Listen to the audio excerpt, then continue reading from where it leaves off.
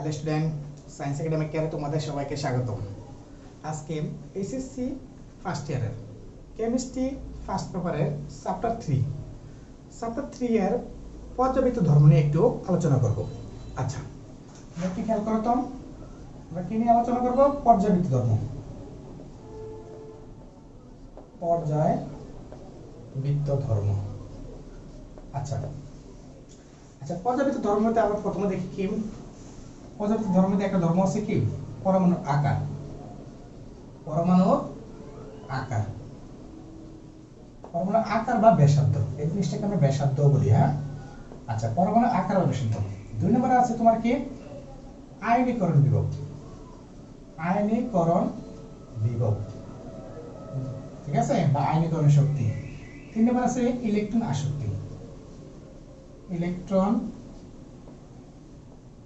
আসক্তি। আচ্ছা, 4 নম্বর আছে তোমার তড়িৎ ঋণাত্মকতা। হ্যাঁ, আচ্ছা, 5 নম্বর যেটা আছে সেটা হচ্ছে তোমার ধাতব ধর্ম। 6 নম্বর যেটা আছে সেটা হচ্ছে তোমার অধাতব ধর্ম। এ হচ্ছে তোমার কি পর্যাবৃত্ত ধর্মগুলা। এখন একটু খেয়াল, এই পরমাণু আকারটা আচ্ছা একই পর্যায় বরাবর পরমাণু আকারটা হ্রাস পায়। হ্রাস পায়। আর গ্রুপ বরাবর অবশেষে কি বৃদ্ধি পায়। বৃদ্ধি বলতে আমি প্লাস ধরেছি, হ্রাস বলতে আমরা কি বলতে পারি মাইনাস।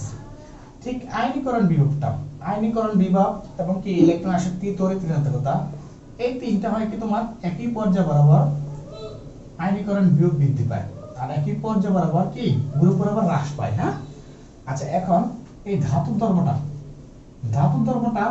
একই পর্যায় বরাবর কি পায় হ্রাস পায়, আর একই গ্রুপ বরাবর বৃদ্ধি পায়। মনে থাকবে। আর অধাতব ধর্মটা একই পর্যায় বরাবর বৃদ্ধি পায় এবং একই গ্রুপ বরাবর কি পায় হ্রাস পায়। এখন প্রশ্ন এসে কেন হ্রাস পায়, কেন বৃদ্ধি পায়, এই জিনিসগুলোই কি আমাদের মূল শিক্ষার বিষয়। আচ্ছা, তাহলে একটু খেয়াল করি আমরা পরমাণু আকার বা ব্যাসার্ধ একই পর্যায় বরাবর কি হ্রাস পায় কেন এবং কি একই গ্রুপ বরাবর কি বৃদ্ধি পায় কেন, সেটা যদি আমরা কি বুঝতে পারি তাহলে বাকি সবগুলা কি অনায়াসে বুঝতে পারবো। তাহলে একটু দেখি আমরা। আচ্ছা, এখন প্রশ্ন হচ্ছে একই পর্যায় বরাবর কি মৌলসমূহের আকার বা ব্যাসার্ধ বৃদ্ধি পায় বা হ্রাস পায় কেন, নাকি? আচ্ছা, তাহলে একই পর্যায় বরাবর আমরা দুটা মৌল নেই। যেমন মনে করো কি একটা সোডিয়াম। তো সোডিয়ামের যদি আমরা ইলেকট্রন বিন্যাস করি, সোডিয়ামের প্রথমে কটা থাকে 2টা, তারপর কটা থাকে তোমার 8টা, ঠিক না? তারপর কটা থাকে তৃতীয় শক্তি স্তরে 1টা। এই হচ্ছে সোডিয়ামের কি পারমাণবিক সংখ্যা 11 ইলেকট্রন বিন্যাস। তারপর দেখো ম্যাগনেসিয়াম যদি আমরা নেই, একটা ম্যাগনেসিয়াম 12, সোডিয়াম আর ম্যাগনেসিয়াম কিন্তু একই পর্যায়ের বলো। হ্যাঁ, এখন যদি করি প্রথমে কয়টা থাকে 2টা থাকে, তারপর দ্বিতীয় শক্তি স্তরে কয়টা থাকে 8টা থাকে, ঠিক না? এখন তৃতীয় শক্তি স্তরে ইলেকট্রন থাকে কয়টা 2টা। এখন দেখো এই সোডিয়ামের কি পারমাণবিক সংখ্যা, পারমাণবিক সংখ্যা হচ্ছে কত তোমার 11, ঠিক না? ম্যাগনেসিয়ামের পারমাণবিক সংখ্যা হচ্ছে কত তোমার 12। এখন সোডিয়ামের যেহেতু পারমাণবিক সংখ্যা 11, তাহলে তার কি প্রোটনের সংখ্যা কিন্তু 11। ম্যাগনেসিয়ামের ক্ষেত্রে তোমার প্রোটনের সংখ্যা কত 12। আচ্ছা, তাহলে দেখো এখন তার ইলেকট্রন সংখ্যা কিন্তু কি 11, তার ইলেকট্রন সংখ্যা কত 12। এখন যদি আমরা নিউট্রন সংখ্যা হিসেব করি, তাহলে নিউট্রন সংখ্যা দেখো তো তার ভর কত, তার ভর দিলে আমরা 23 থেকে কত তোমার কি যদি আমরা কি 23 থেকে 11 বিয়োগ করি তাহলে 12 পাই। আবার নিউট্রন সংখ্যা কত এখানে তার 24 থেকে 12 বিয়োগ করলে কত 12, ঠিক না? এখন এই জিনিসটা কিন্তু কি নিউট্রন সংখ্যা তার দুটো সমান হয়ে গেছে, কিন্তু একই পর্যায়ে বরাবর মৌলের সমান কি সবার ক্ষেত্রে সমান হয় না। তার মানে নিউট্রন সংখ্যা কিন্তু কি চেঞ্জ হয়, ঠিক আছে? যেমনটা যদি আমরা অ্যালুমিনিয়াম হিসাব করতাম তাহলে কি আবার চেঞ্জ। আচ্ছা, এখন দেখো কিন্তু কক্ষপথটা দেখো তো, কক্ষপথটা কি থাকে একই থাকে। কক্ষপথ 2 না 3, কক্ষপথ কত 1 2 3, তার মানে শক্তি 3। তার কক্ষপথ কত, তার কক্ষপথ 3। তাহলে দেখো তাদের কি কক্ষপথটা কি থাকে একই পর্যায় বরাবর কি একই থাকে। আবার বলি এখানে কিন্তু নিউটন সংখ্যা সমান হয়ে গেছে, কিন্তু নিউটন সংখ্যা সবসময় সমান হয় না। এই দুটো মৌলের ক্ষেত্রে হয়তো নিউটন সংখ্যা সমান আছে, আর সবই কিন্তু চেঞ্জ হয়। কিন্তু কক্ষপথটা কি একই পর্যায়ে বরাবর সবার একই থাকে। তাহলে এখন আমরা বুঝতেছি একই পর্যায়ে বরাবর কি মৌলিক সংখ্যার পারমাণবিক সংখ্যা বৃদ্ধির সাথে তার প্রোটন সংখ্যা বৃদ্ধি পায়। দেখো 11 থেকে 12 হয়েছে, হ্যাঁ 11 থেকে 12 হয়েছে, তার মানে কি একই মৌলের একই পর্যায়ে বরাবর কি মৌলিক সংখ্যার পারমাণবিক সংখ্যা বৃদ্ধির সাথে সাথে তার কি প্রোটন সংখ্যা, ইলেকট্রন সংখ্যা, নিউট্রন সংখ্যা সব বৃদ্ধি পায়, কিন্তু কক্ষপথ কি থাকে একই থাকে। এখন কক্ষপথ একই থাকলে তাদের কি আকার একই থাকার কথা, আকার কি একই থাকার কথা না, কিন্তু আকার ভিন্ন হয় কেন? কারণ হচ্ছে কি জানো, কারণ তার সর্বশেষ শক্তিস্তরে কি ইলেকট্রন আছে কয়টা, দেখো একটি সর্বশেষ শক্তিস্তরে ইলেকট্রন আছে কয়টি, একটি, আর তার সর্বশেষ স্তরে ইলেকট্রন আছে কয়টি, দুইটি। এখন সর্বশেষ শক্তিস্তরে কি এই সোডিয়ামের তুলনায় কি ম্যাগনেসিয়ামের সর্বশেষ স্তরে ইলেকট্রনের ঘনত্ব কি বেশি, আর যখন সর্বশেষ স্তরে ইলেকট্রনের ঘনত্ব বেশি হয় অর্থাৎ বৃদ্ধি পায় তখন তাদের কি আকারটা পূর্বের তুলনায় একটু কি ছোট হয়। তার মানে এমন না যে কক্ষপথটা ছোট হয়ে যায়, কক্ষপথ তৃতীয় থাকে কিন্তু তার আকারটা কি একটু ছোট হয়ে যায়। তার মানে বুঝতেছি আমরা কি একই পর্যায়ে বলবো কেন কি মৌলিক সংখ্যার আকার হ্রাস পায়, কারণ হচ্ছে তার সর্বশেষ স্তরে ইলেকট্রনের ঘনত্ব বৃদ্ধি পায়, আর সর্বশেষ স্তরে ইলেকট্রন ঘনত্ব বৃদ্ধি পাওয়ার কারণে তার আকারটা কি পূর্বের তুলনায় একটু ছোট হয়ে যায়। তাহলে বুঝতে পারছি আমরা যে একই পর্যায়ে বরাবর কি মৌলিক সংখ্যার আকার বৃদ্ধি পায় কেন আর হ্রাস পায় কেন। আচ্ছা, একই পর্যায়ে বরাবর কি মৌল কি আকার হ্রাস পায়, আবার একই গ্রুপ বরাবর কি মৌলের সময় কি আকার কি বৃদ্ধি পায়, সেটা কেন একটু খেয়াল করি। আচ্ছা, সেটা একটু দেখি আমরা। আচ্ছা, তাহলে একই গ্রুপ বরাবর দুটো কি মৌল নেওয়ার চেষ্টা করি আমরা, যেমনটা সোডিয়ামের কি 11, ঠিক না? তাহলে সোডিয়ামের ইলেকট্রন নিউট্রন আমরা দেখছি কি ও কত দুইটা, তারপর কটা 8টা, ঠিক না? তারপর কটা একটা। আর সোডিয়ামের সাথে আমরা কি পটাশিয়াম নেই, তাহলে পটাশিয়ামের প্রথম শক্তি স্তরে কটা দুইটা থাকে, তারপর কটা 8টা থাকে, ঠিক না? আচ্ছা, 8টা নেওয়ার পর তারপর যদি আমরা করি তাহলে কটা থাকে, একটা দুইটা তিনটা চারটা, পটাশিয়াম হচ্ছে তোমার 19, তাহলে 19 হলে 19 হলে কত, তাহলে পটাশিয়ামের কি পারমাণবিক হচ্ছে কি 19টা, তাহলে 19 হলে তার ইলেকট্রন 19টা, ঠিক না? তাহলে প্রথমটা দুইটা, তারপর 8টা, তারপর 8টা, তারপর চতুর্থ শক্তি স্তরে একটা থাকে। তাহলে এখন দেখো একই গ্রুপ বরাবর, তারা তোমাদের কিন্তু একই গ্রুপ বরাবর মৌল, ঠিক না?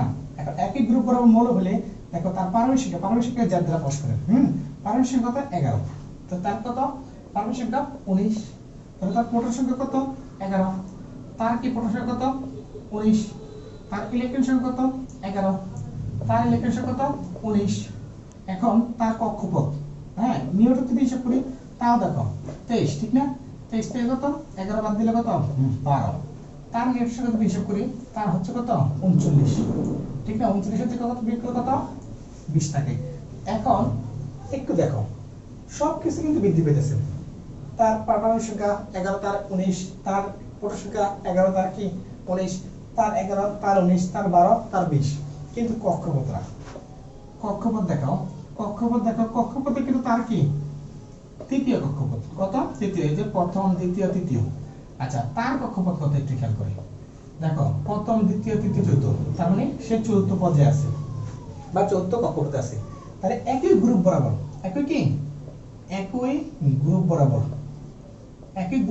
কি মৌলিক সময়ের পারমাণবিক সংখ্যা বৃদ্ধির সাথে সাথে তার ইলেকট্রন সংখ্যা, প্রোটনের সংখ্যা, নিউট্রন সংখ্যা এবং কক্ষপথ বৃদ্ধি পায়। এখন কক্ষপথ বৃদ্ধি পেলে তার আকার কি হয়ে যায়, বৃদ্ধি পেয়ে যায়। তার মানে বুঝতেছি কক্ষপথ বাড়লে আকার বাড়ে অটোমেটিক। তার তৃতীয় শক্তি স্তরে আর চতুর্থ শক্তি স্তরে, তাহলে চতুর্থ শক্তি স্তরে আকারটা একটু বড় হবে না, অবশ্যই বড় হবে। তার মানে আমরা বুঝতেছি যার পর্যায় যত বেশি বা যার কক্ষপথ যত বেশি তার আকার তত কি বেশি, বুঝতে পারছি? এখন প্রশ্ন হচ্ছে একই গ্রুপ বরাবর কি আকার বৃদ্ধি পাবে কেন?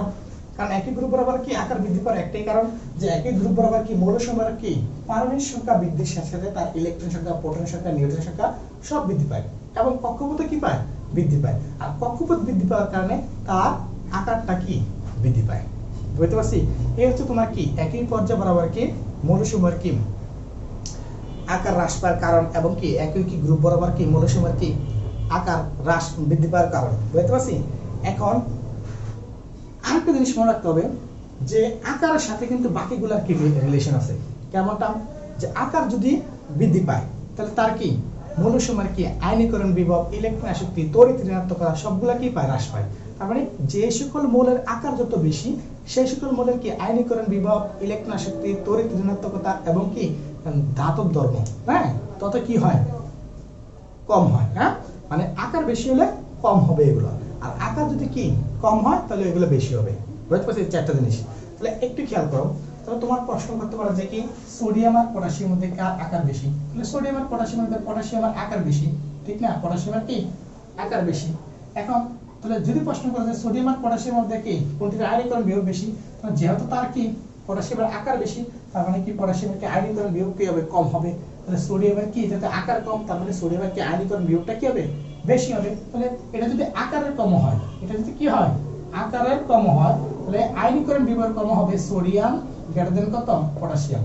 তার মানে এখানে কি এটা হচ্ছে আয়নীকরণের বিভব, আয়নীকরণ, হ্যাঁ আয়নীকরণ বিভব। তার মানে আমরা বুঝতেছি যে যদি পর্যায় বাড়ে অর্থাৎ পর্যায় যত বেশি হয় তার আকার তত বেশি হয়, আর আকার যত বেশি হয় তার আয়নীকরণ বিভব তত কি হয় কম হয়। এটা হচ্ছে তোমার কি একই গ্রুপ বরাবরের ক্ষেত্রে। আর যদি একই পর্যায় বরাবর হয় তাহলে যে সকল মৌলের সর্বশেষ শক্তিস্থায়ী ইলেকট্রনের ঘনত্ব যত বেশি হয় তাদের কি আকার তত কম হয়, আর আকার তত কম হবে তার কি আয়নীকরণ বিভব তত কি হবে বেশি হবে। বুঝতে পারছি? তার মানে বুঝতেছি একই পর্যায় বরাবর যাতে কি আকার হ্রাস পায়, তার মানে একই পর্যায় বরাবর কি আয়নীকরণ বিভব বৃদ্ধি পায়। আর একই গ্রুপ বরাবর যাতে কি আকার কি বৃদ্ধি পায়, তাহলে একই গ্রুপ বরাবর কি আয়নীকরণ কি বিভব কি হ্রাস পায়। বুঝতে পারছি? এ হচ্ছে তোমার কি পর্যাবৃত্ত ধর্মের কি মানে বেসিক কাহিনীগুলো। এই কাহিনীগুলো যদি তুমি মনে রাখতে পারো তুমি অনায়াসে কি তুমি খাতার ভিতরে লিখতে পারবা। বুঝতে পারছি? এবং এমসি গুলো কি সলভ করতে পারবা। তাহলে এমসি গুলো সলভ করার জন্য এবং খাতায় রিটেনে রাখার জন্য তোমার দুটো জিনিস মনে রাখতে হবে। একই গ্রুপ বরাবর কেন কি পরমাণুর আকার বৃদ্ধি পায়, এবং কি একই পর্যায় বরাবর কেন পরমাণুর আকার হ্রাস পায়। আর এখন তুমি মৌলসমূহ দেখে যদি বুঝতে না পারো যে কোনটার আকার বেশি কোনটার আকার কম, তাহলে তুমি কি আয়নীকরণ বিভব, ইলেকট্রন আসক্তি, তড়িৎ ঋণাত্মকতা এবং সবগুলো বাকি যে ধর্মগুলো আছে পর্যাপ্ত ধর্ম এগুলো কি আলোচনা করতে পারবো না। তাহলে এখন মূলত তোমার প্রধান কাজ হচ্ছে কি আকার নির্বাচন করা, কোনটার আকার বেশি কোনটার আকার কম। তাহলে এখন আকার নির্বাচন করতে গেলে, আকার বেশি বা কম নির্বাচন করতে গেলে অবশ্যই তোমার কি মাথায় রাখতে হবে কি যে যদি মৌলসমূহ একই পর্যায়ের হয় তাহলে কি তাদের সর্বশেষ ইলেকট্রন ঘনত্বের দিকে তুমি তাকাবা। আর যদি কি একই গ্রুপের হয় তাহলে তাদের কি কক্ষপথের দিকে তাকাইবা, যে কার কক্ষপথ বেশি বা কার পর্যায় বেশি। যার কক্ষপথ বা পর্যায় বেশি হবে তার কি আকার তত বেশি হবে। বুঝতে পারছি? এইগুলি আসলে এগুলো অনেক সোজা। তোমরা কি অবশ্যই কি 9 10 এগুলো করছো, এই 9 10 এর কাছাকাছি। হ্যাঁ 9 10 হয়তো এত ডিটেলস লেখো নাই, এখন কিন্তু কি ইন্টারমিডিয়েট এসে তোমার কি এগুলা ডিটেলস আকারে আলোচনা করতে হবে। হ্যাঁ আজকে এতটুকুই। আল্লাহ হাফেজ।